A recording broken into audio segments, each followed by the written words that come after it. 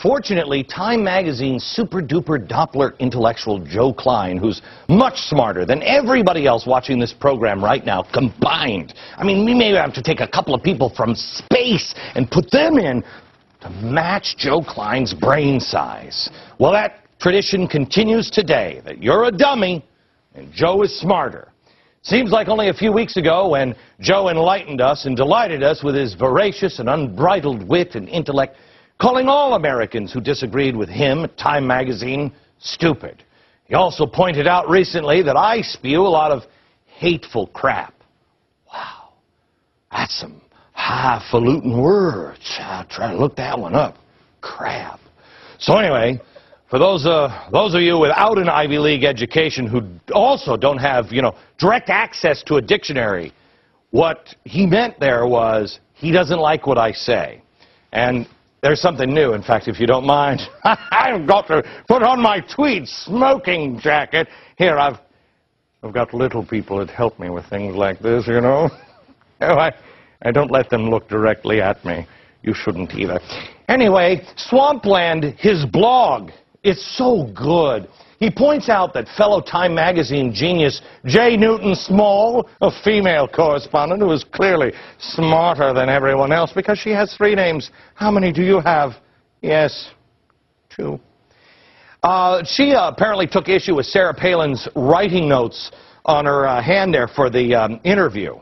Joe, however, realizing that without notes, or more accurately, a teleprompter, his hero, Barack Obama, thinks there are 57 U.S. states, and that an asthmatic child should be tested, apparently, for blood alcohol levels with a breathalyzer. Over the last 15 months, we've traveled to every corner of the United States. I've now been in 57 states. I think 1 left to go. Everybody knows that it makes no sense that you send a kid to the emergency room for a treatable illness like asthma. They end up taking up a hospital bed. It costs, you gave them treatment early, and they got some treatment and a breathalyzer, or an inhalator, not a breathalyzer. I haven't had much sleep in the last 48 hours, so. Oh, a breathalyzer, that would be poppycock, and Joe would know that. He had no issue with Sarah on the notes, on her hand or anything. No. Being the brainiac he is from the think tank at Time Magazine, Joe's problem is that everything Palin said was, quote, anti-intellectual drivel. Oh, how it must sicken poor Joe to have to share this time-space continuum with the likes of the little stupid people like Sarah Palin. And you. Well, it must absolutely nauseate him to have to look at people like that, As Joe Klein pondered the fact that in Alaska, where Palin lives, there isn't even a Harvard club at which one can don a tweed smoking jacket and dine with suitable companions in a riffraff-free environment, chortling aloud between bites of beluga caviar and talk about how imbecilic and racist these Tea Party people are. Oh, you could ponder and chortle. Oh, and continue to assail Sarah Palin in your blog at Swampland. Oh, and you could also write words like opprobrium. Opprobrium. I have no idea. I had to come to the library. I had to look opprobrium up. It's a wonderful word. We should use it more often.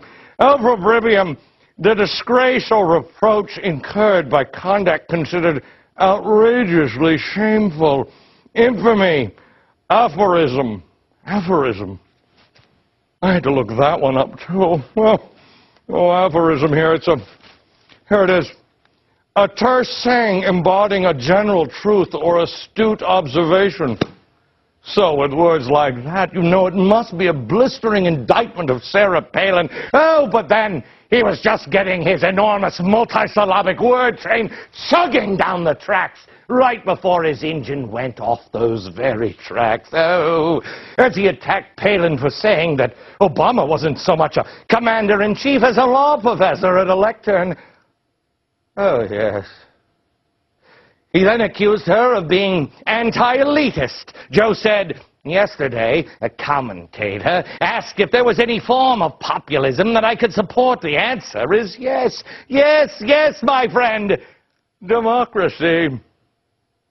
He later added, anti-elitism is as American as apple pie, and a good thing, too. In most cases, this is a democracy. The more democratic we have become, the better. Oh, now, Joe.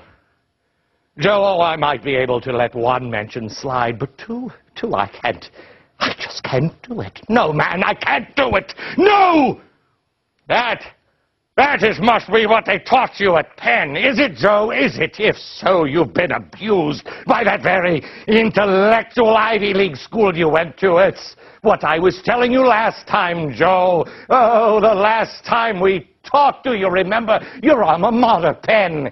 It is truly the trailer park of the Ivy League. I bet the Dartmouth men, even, what the heck, Idaho State or Montana Tech would even teach you the truth that America is a republic.